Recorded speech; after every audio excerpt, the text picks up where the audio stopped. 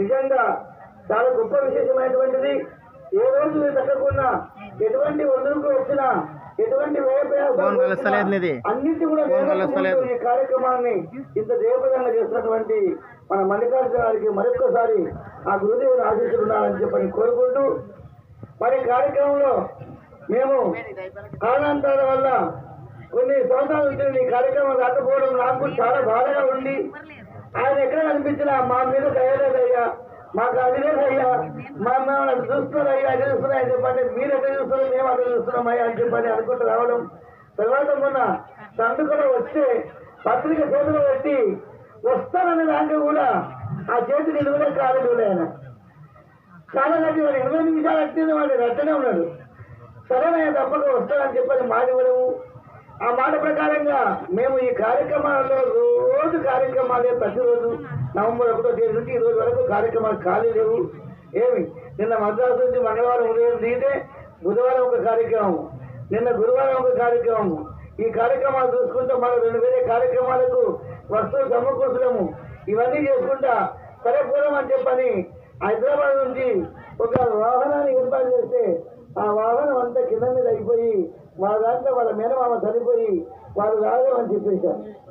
ఏం చేయాలని చెప్పని ఇది ఉదయం ఫోన్, నేను 11 రోజులు ఫోన్ చేస్తాను మల్లికార్జున గారు. ఈరోజు ఆ ఫోన్ నేను లేకపోతే తర్వాత సుధారించుకుని తర్వాత మళ్ళీ చేస్తే మళ్ళీ చేశాడు. మళ్ళీ మాట్లాడి ఆయన ఇలా ఉండే పరిస్థితి, నేను ఏం చేయాలని చెప్పంటే మీరు ఏదైనా రండి, మీ కష్టం ఎప్పుడైనా రండి, కానీ మీరు మాత్రం రావాలంటే సరే బస్సుకు వచ్చే ప్రయత్నం చేస్తాను ఆయన అంటే బస్సులు అంతా చెప్పారు, ఉత్తమని చెప్పనుకున్నారు.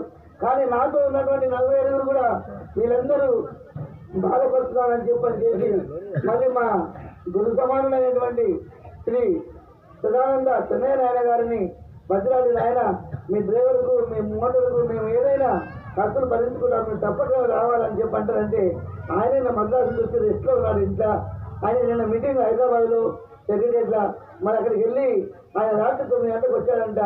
సరే కాదనలేక 12:30కు బయలుదేరి ఈ కార్యక్రమానికి హాజరు కావడము మేము ఎంతో అదృష్టంగా భావిస్తూ, ఇంతమందిని దర్శించుకోవడము, ఇంతమంది యొక్క భక్తులను దర్శించుకోవడము, మీ అందరి యొక్క స్పర్శ మాకు సోకడము మేమెంతో అదృష్టవంతులం అని చెప్పని మీకు తెలియజేస్తుంటూ, ఏదాగునంటే ఒకసారి నహంద మహర్షి ప్రయాణం చేస్తూ ద్వారకకు వెళ్ళామని చెప్పని ప్రయాణం అయ్యాడంట.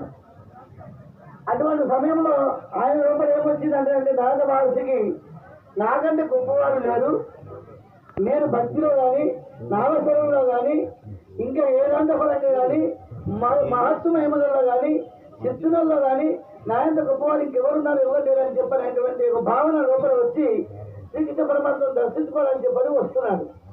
అది పరమాత్మను దర్శిపోయి ఆయన ఇంట్లో ఉన్నటువంటి అమ్మగారులకు అందరికీ చెప్పి నేను లోపల ఉంటాను, నారదరాజు వచ్చే స్వామి ఎక్కడ వెళ్ళాను అడిగితే పూజ చేసుకుంటుందని చెప్పండి మీరు అని చెప్పాను అన్న.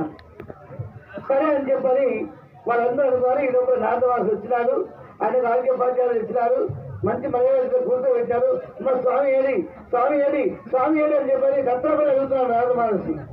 అడుగుతుంటే రుక్మిణమ్మ, రాధ, సత్యభామ, మిత్రబృంద వీళ్ళందరూ చూసి అయ్యా స్వామి పూజ చేసుకుంటున్నాడు లోపల అని చెప్పారంటే నాకు సంశయం వచ్చింది, ఎవరు పూజ చేసుకుంటాడు అందరూ ఆయనకి మొక్కేది.